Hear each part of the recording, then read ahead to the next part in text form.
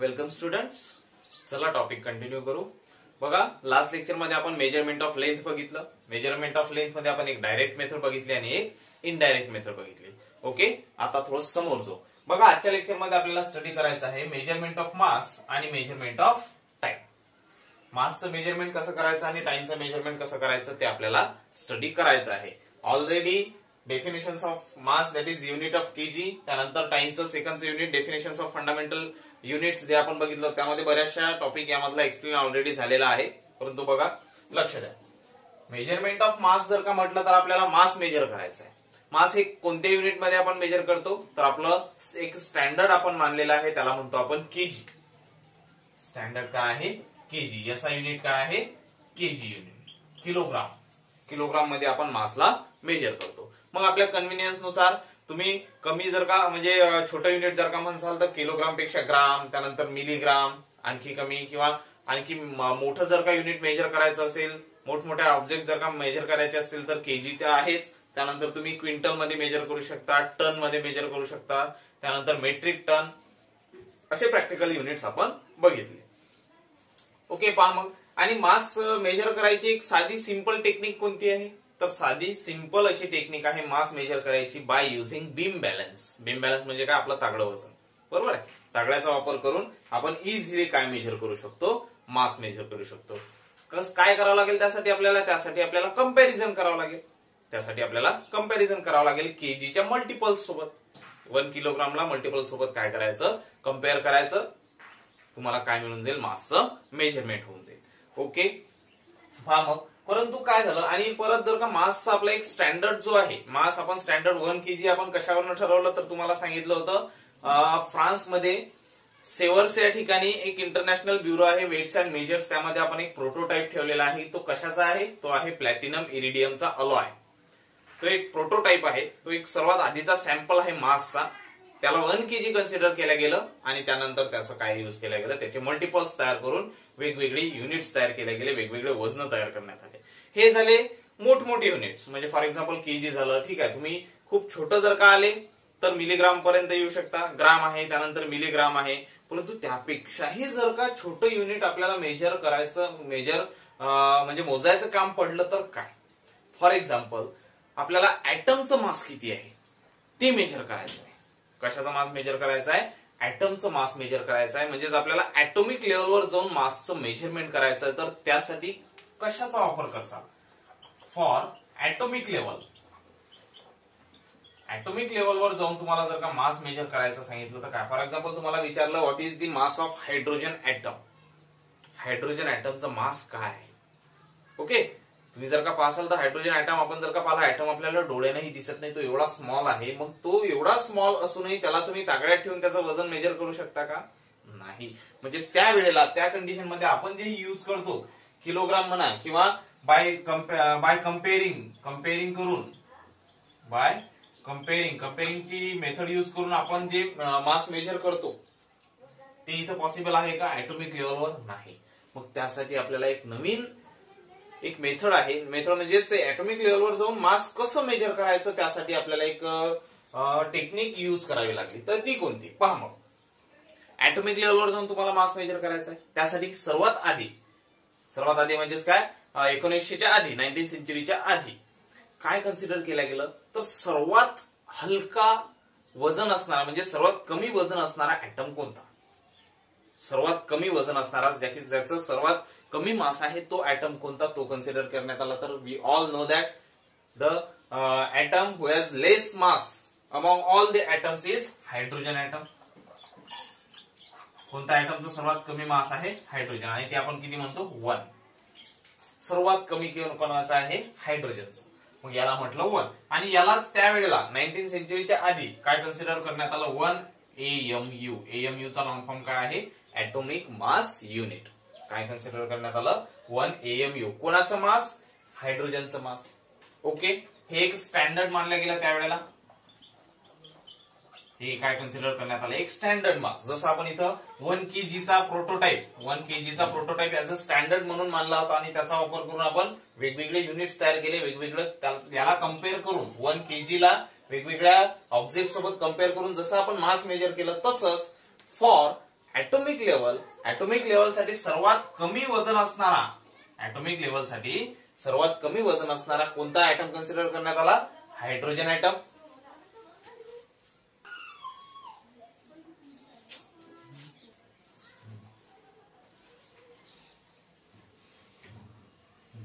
बघा स्टँडर्ड जसं की आपण किलोग्राम जो आपला प्रोटोटाइप ठेवलेला आहे सिव्हर्स मध्ये, त्याचा वापर करून जसं आपण कम्पेअर करून वेगवेगळे ऑब्जेक्ट्स मेजर केले, मोठमोठे ऑब्जेक्ट्स, तसंच ऍटॉमिक लेवलवर जाऊन सर्वात कमी मास असणारा हायड्रोजन ऍटमला ऍज अ स्टँडर्ड कन्सिडर करण्यात आलं.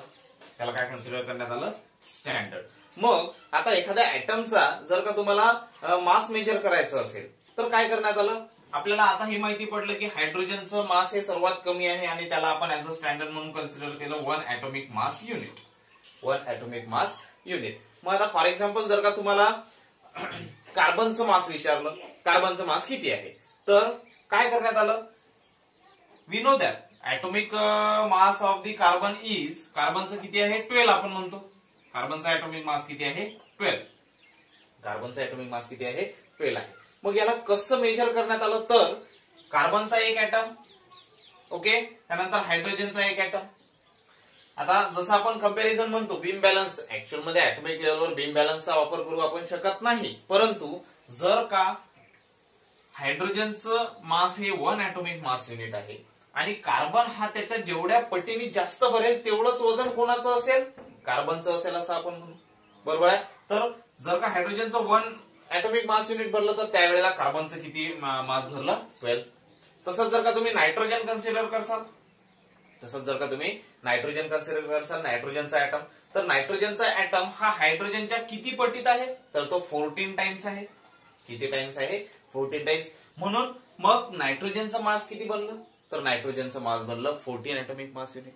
नायट्रोजनचं मास किती बनलं? Atomic mass unit 14 atomic mass unit. अशा वेळी by comparing with the hydrogen atom, hydrogen ऍटमच्या मास सोबत वेगवेगळ्या ऍटमचा मास कम्पेअर केला गेला आणि त्यावरनं ठरवण्यात आलं की या वेगवेगळ्या ऍटमचा मास किती आहे.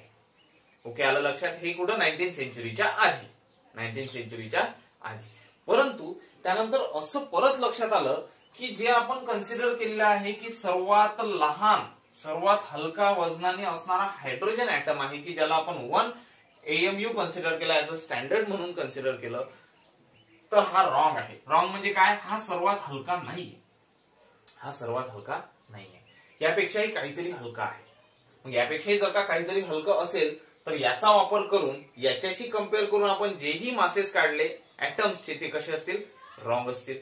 बरोबर आहे. म्हणून मग आपल्याला याच्यापेक्षा मोर अॅक्युरेट अशी डेफिनेशन पाहिजे, मोर अॅक्युरेट असं युनिट पाहिजे मास मेजर करण्यासाठी ऍटॉमिक लेवलवर. बरोबर आहे. ऍटॉमिक लेवलवर मास मेजर करण्यासाठी यापेक्षाही अॅक्युरेट पाहिजे. तर ती अॅक्युरेट काय आहे? तर बघा लक्षात आहे, एक कार्बन ऍटम आहे, तर कार्बन ऍटमचे वेगवेगळे आयसोटोप्स आहेत. कार्बन ऍटमचे काय आहेत? वेगवेगळे आयसोटोप्स आहेत. आता वेगवेगळे आयसोटोप्स म्हणजे काय? आयसोटोप म्हणजे सिंपल तुम्ही केमिस्ट्रीमध्ये शिक्षालच. आयसोटोप म्हणजेच काय? एकाच ऍटमचे वेगवेगळे फॉर्म्स. जर का कार्बन ऍटम असेल तर कार्बन ऍटम हा वेगवेगळ्या फॉर्मॅटमध्ये आढळेल, वेगवेगळे फॉर्म्स असतात, एका सेम ऍटमचे वेगवेगळे फॉर्म्स असतात, त्याला आपण काय म्हणतो? आयसोटोप म्हणतो. त्यामध्ये सेम ऍटॉमिक नंबर राहते आणि डिफरंट ऍटॉमिक मास नंबर राहते. ओके, तुम्ही केमिस्ट्रीमध्ये शिकसाल. पहा लक्ष द्या. मग आता काय कन्सिडर करण्यात आलं? तसाच एक कार्बनचा एक आयसोटोपला गृहीत धरण्यात आलं, तो आहे C12. कार्बनचा आयसोटोप कोणता? Isotope C12. याला तुम्ही असं राईट करा किंवा असं राईट करा. C12 कार्बनचा आयसोटोप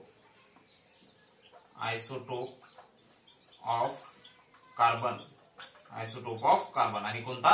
C12 हा कार्बनचा आयसोटोप कन्सिडर करण्यात आला. आणि त्यावेळेला ज्या वेळेला या C12 कार्बनच्या आयसोटोपचं मास, या C12 कार्बनच्या आयसोटोपचा 1/12 पार्ट घेण्यात आला. कोणता part? 1/12 of C12 carbon. 1/12 of C12 carbon ज्या वेळेला कन्सिडर करण्यात आला, ती जे मास आहे ते सर्वात कमी वेट वाला ऍटमचं मास त्यावेळेला आपल्याला असं लक्षात आलं की ते हायड्रोजन पेक्षाही याचं मास कसं आहे? कमी आहे. कोणाचं मास? C12 कार्बनचं. परंतु C12 कार्बनचा कोणता भाग? 12वा भाग. म्हणजे C12 कार्बनचा 12वा पार्ट. त्याला आपण किती तुकडे केले? हा जर काय कार्बनचा ऍटम आहे, कोणाचा C12 कार्बन आहे, हा आहे C12 कार्बन. या C12 कार्बनचे आपण किती तुकडे केले, 12 तुकडे केले, 12 पीसेस. किती तुकडे केले, 12 तुकडे केले, 12 पीसेस, 12 पीस केले. या 12 पीस पैकी जो एक पीस आहे त्या एका पीसचा मास म्हणजेच काय आहे, 1/12 of carbon 12 atom. 1/12 of carbon 12 atom. मग हा जो आहे या कार्बन 12 चा जो 12 तुकड्यांपैकी एक तुकडा आहे त्याचं मास त्यावेळेला कन्सिडर करण्यात आलं 1 AMU. त्याचं मास त्यावेळेला कन्सिडर करण्यात आलं 1 AMU. त्याला कन्सिडर करण्यात आलं 1 AMU.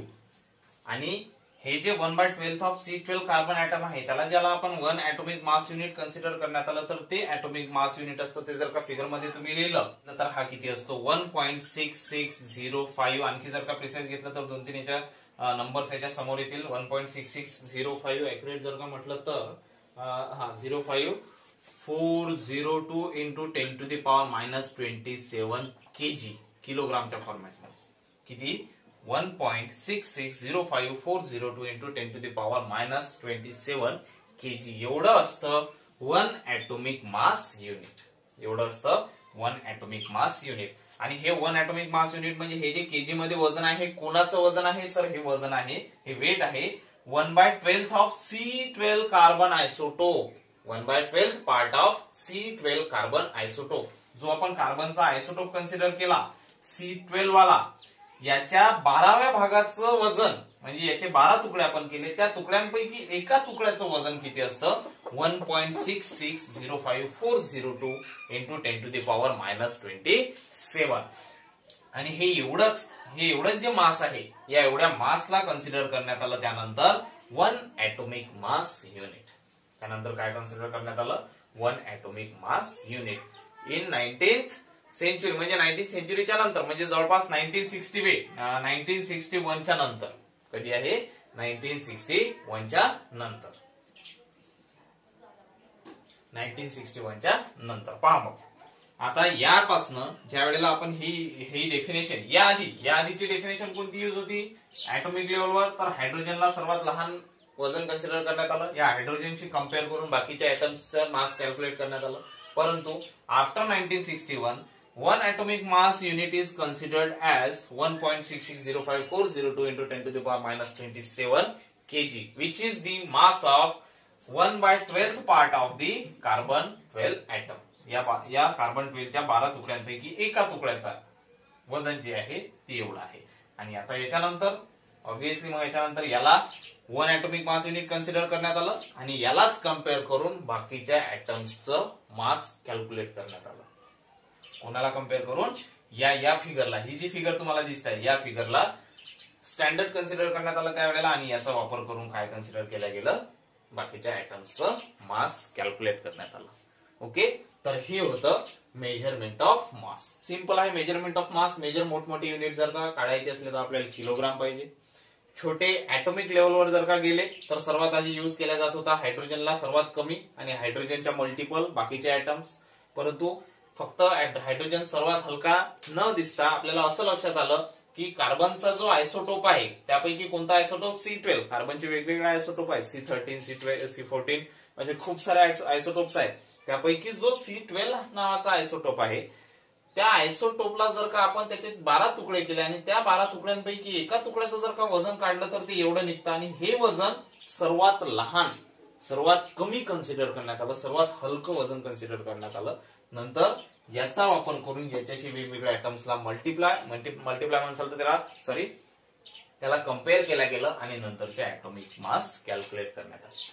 Okay, so this is all about the measurement of mass. आणि आणखी एक असा क्वेश्चन यायला पाहिजे आपल्या डोक्यात की C12 कार्बनचा 12 आयसोटोप, C12 आयसोटोपच का युज करण्यात आला. कार्बनचे वेगवेगळे आयसोटोप आहेत, C13 आहे, C14 आहे, मग त्याला युज न करता C12च का बरं. तर याचा आन्सर आहे C12 it is the most abundant isotope. Most abundant isotopes. C12 हा कसा आहे, मोस्ट अबंडंट. तर अबंडंट म्हणजे काय, आढळणार. अबंडंट म्हणजे काय? आढळणारा. मोस्ट अबंडंट आहे, खूप जास्त प्रमाणात आढळणारा, नेचरमध्ये खूप जास्त प्रमाणात आढळणारा कार्बनचा आयसोटोप कोणता आहे? C12 आयसोटोप आहे. हे झालं याचं पहिलं रिझन. कशाचा? आयसोटोप C12 का यूज केला त्याचं. आणि दुसरं जर का रिझन म्हणसाल तर it is the most stable isotope. हा कसा आहे? मोस्ट स्टेबल आयसोटोप आहे, खूप चांगला असा स्टेबल आयसोटोप आहे. म्हणजेच जेवढेही कार्बनचे आयसोटोप्स असतील त्या आयसोटोप्स पेक्षा सर्वात जास्त स्टेबल आयसोटोप कोणता आहे? C12 हा स्टेबल आहे. आपल्याला तेच पाहिजे, मोस्ट स्टेबल पाहिजे, म्हणजे त्यामध्ये व्हेरिएशन यायला नको. आणि त्यानंतर कसं आहे? जास्तीत जास्त प्रमाणात आढळणारा मोस्ट अबंडंट असा आयसोटोप आहे. मोस्ट अबंडंट असा आयसोटोप आहे कशाचा? कार्बनचा. कोणता? C12. That is the reason why we consider or why we use the C12 isotope for the measurement of atomic mass unit. Okay, so this is all about the measurement of mass. लक्षात सर्वांच्या काय? तर एकदम easy आहे. ठीक आहे. आता आपण बघू मेजरमेंट ऑफ टाइम. पहा, मेजरमेंट ऑफ टाइम बद्दल आपण ऑलरेडी डिस्कस केलेला आहे. सिंपल याबद्दल जर का तुम्ही सांगाल तर मेजरमेंट ऑफ टाइम काय आहे? The SI unit of time is second. कशामध्ये मेजर करतो आपण याला? सेकंद मध्ये मेजर करतो. SI unit of time is second. Okay. आणि याला आपण सर्वात आधी टाइमची डेफिनेशन कोणती यूज करत होतो? तर आपल्याला माहिती आहे मीन सोलर डे ज्याला आपण म्हणू. Mean solar day it is the duration from 1 noon to next noon. एका नून पासून नेक्स्ट नून पर्यंतचा जो टाइम ड्युरेशन असतो त्याला म्हणू आपण मीन सोलर डे. बरोबर आहे. मग याला जर का तुम्ही पाहसाल पूर्ण दिवसभरात म्हणजे 1 डे याला आपण म्हणून किती आवर्स असतात? 24 आवर्स. 24 आवर्स. याला जर का सेकंद मध्ये कन्वर्ट करण्यात आलं 24 घंटे इंटू 16 मिनिट. याला जर का 16 मल्टिप्लाय करत 16 मिनिट आणि यालाही जर का तुम्ही 16 मल्टिप्लाय करसाल तर सेकंद एवढे काय होतात? सेकंद होतात. ते जवळपास असतात 8 सॉरी ऍक्च्युअल मध्ये ते फिगर आहे 86400 सेकंद. 86400 सेकंद. 86400 सेकंद एवढी काय ते दिवसभराचे सेकंद आहे. दिवसभराचे सेकंद आहे. हा पूर्ण 24 तासाचा टाइम इंटरवल आहे. हा काय? पूर्ण 24 तासाचा टाइम इंटरवल. मग पूर्ण म्हणजे एका तासापासून तर 24 तासापर्यंतचा टाइम इंटरवल हा आहे एवढे सेकंद. आणि या पूर्ण सेकंदाचा जर का याला डिवायडेड बाय 1 म्हणजे 1 डिवायडेड बाय 86400 सेकंद केलं तर जेवढाही ड्युरेशन येईल तो ड्युरेशन असेल मीन सोलर डेचा 1 ड्युरेशन. मीन सोलर डेचा 1 ड्युरेशन म्हणजे पूर्ण दिवसभरातला एक भाग. पूर्ण दिवसभरातला एक भाग. तर 1/86400 सेकंद तो असेल मीन सोलर डेचा. ओके. याला म्हटलं होतं आपण सेकंद. ठीक आहे. परंतु परत आपण पाहिलं की 1 सेकंद 1 सेकंदचं जे आपण युज करतो 1 सेकंद जो आपण टाइम ड्युरेशन युज करतो. परंतु आपल्याला मोर अॅक्युरेट मोर प्रिसाइज जर का व्हॅल्यू पाहिजे असेल मोर प्रिसाइज टाइम जर का मेजर करायचा असेल तर आपण ही जी डेफिनेशन आहे मीन सोलर डे ची 1/86400 सेकंद आपण हे युज करू शकत नाही. कारण 1 सेकंद मध्ये पण काय असतात बऱ्याचदा आपल्याला 0.5 सेकंदचंही काम पडतं किंवा 0.1 सेकंदचंही काम पडतं. ओके. डिजिटल वॉचेसचा वापर करून आपण 0.5 0.1 सेकंद पर्यंत आपण मेजर करू शकतो. परंतु त्याच्याही पेक्षा कमी जर का 0.00001 सेकंद एवढी अॅक्युरेट व्हॅल्यू जर का तुम्हाला पाहिजे असेल तर हे जे मेजरमेंट आहे टाइमचं बाय युझिंग क्लॉकचा वापर करून आपण मेजर करू शकतो का? नाही. Even by using digital clock we can not measure this type of time in most accurate time. हा एवढ्या मोस्ट अॅक्युरेट टाइम आपण डिजिटल वॉचचा वापर करूनही युज करू शकत नाही, मेजर करू शकत नाही. मग याच्यासाठी आपण एक अशी डेफिनेशन बनवली होती की जी चेंज व्हायला नको. ती डेफिनेशन मी तुम्हाला सांगितली होती. डेफिनेशन्स ऑफ फंडामेंटल युनिट मध्ये आपण जी सेकंडची डेफिनेशन युज केली होती, जी सेकंडची डेफिनेशन मी तुम्हाला डिफाईन केली होती डेफिनेशन, तर ती कोणती आहे? तर 1 सेकंद हा कोणता टाइम कन्सिडर करण्यात आला? 1 सेकंदला कोणता टाइम कन्सिडर करण्यात आला? तर जो आपला सीसीएम 133 ऍटम आहे, सीसीएम 133 ऍटम जो आहे याचे जे हायपरफाईन लेवल्स आहेत, तर हायपरफाईन लेवल्स मधला ज्या वेळेला ट्रान्झिशन बिटवीन 2 हायपरफाईन लेवल्स, 2 हायपरफाईन लेवल्स मधलं ट्रान्झिशन होतं आणि त्या ट्रान्झिशन आठवा हे अशी डायग्राम काढून दाखवली होती. त्यानंतर हे त्याच्या ऑर्बिट्स आहेत, इथून हा इथे येऊन राहिला आणि वापस येता येता व्हायब्रेशन करून राहिला, व्हायब्रेशन मधनं इथं रेडिएशन निघत आहे आणि व्हायब्रेशनचा आकडा, व्हायब्रेशन ते किती होते तुम्ही जर का म्हणसाल तर ते व्हायब्रेशन आपण सांगितले होते पहा 9 192 631 770. ओके, एवढ्या व्हायब्रेशन्सला लागणारा जो ड्युरेशन आहे या ड्युरेशनला आपण कन्सिडर केलं होतं 1 सेकंद. या ड्युरेशनला आपण कन्सिडर केलं होतं 1 सेकंद. ही होती टाइमची most accurate definition by using CCM 133 clock. CCM 133 क्लॉकचा वापर करून आपण काय मेजर केला होता, टाइमला मेजर केलं होतं. कशाला मेजर केलं होतं, टाइमला. मोस्ट ऍक्युरेट आणि खूप प्रिसाइज लेवलवरती मोस्ट ऍक्युरेट याचा वापर करून आपण काय केलं, टाइमला मेजर केलं. Okay, so this is the measurement of time. यातही सिंपल पॉइंट तुम्ही सांगा. The SI unit of time is second. For the measurement of time usually we use the clock. Okay, क्लॉकचा वापर करतो. मीन सोलर डेचं डेफिनेशन सांगा. मीन solar day किती आहे ते आपण बघितलं. 86400 सेकंद आहे पूर्ण दिवसभरातले, आणि त्याच्यातला जर का 1 पार्ट काढला तर तो असेल 1 भाग असेल पूर्ण दिवसभरातला टाइम मधला 1 पार्ट. दिवसभरातल्या पूर्ण दिवसातला 1 पार्ट म्हणजे किती, 1/86400 सेकंद. Okay, but if you want to measure time more accurately, खूप अॅक्युरेट मेजर जर का करायचं असेल तर आपण कोणती क्लॉक युज करतो, सीसीएम 133 क्लॉकचा वापर करतो.